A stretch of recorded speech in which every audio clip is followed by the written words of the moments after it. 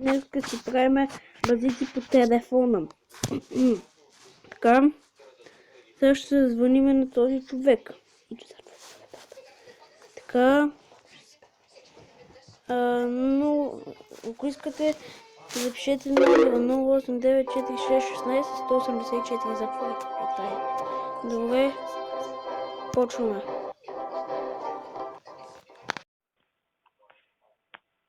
Така, айде бе. Тихо. Тихо малко. Да.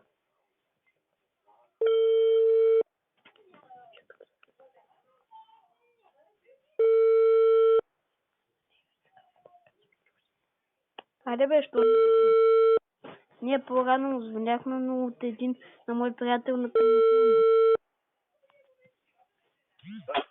Ало? Да. Кой е на телефона? Моля? Кой е на телефона? Кой търсите?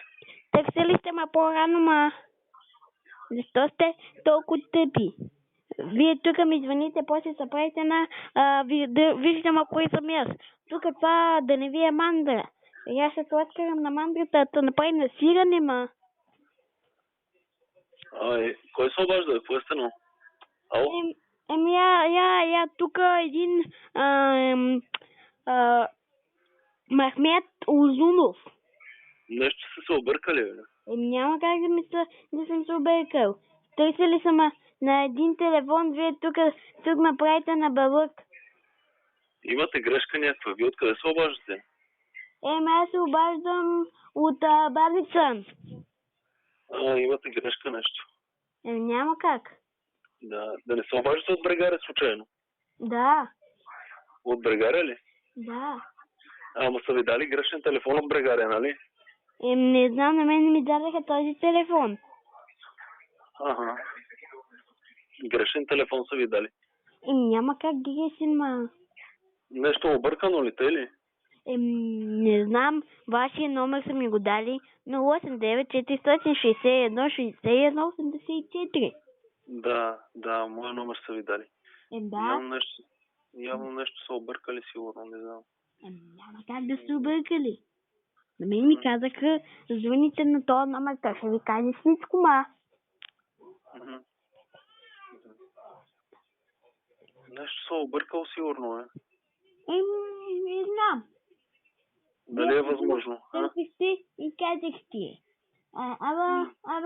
Петър е на телефона и аз съм в записал като Петър.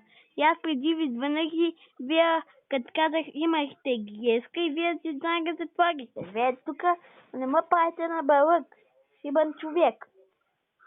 Ама не бе, вие от друг...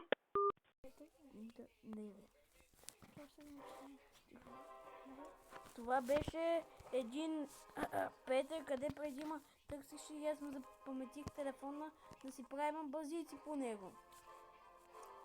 И така, сега ще приключваме и дано да се абонирате за моя канал, да събере повече абонати.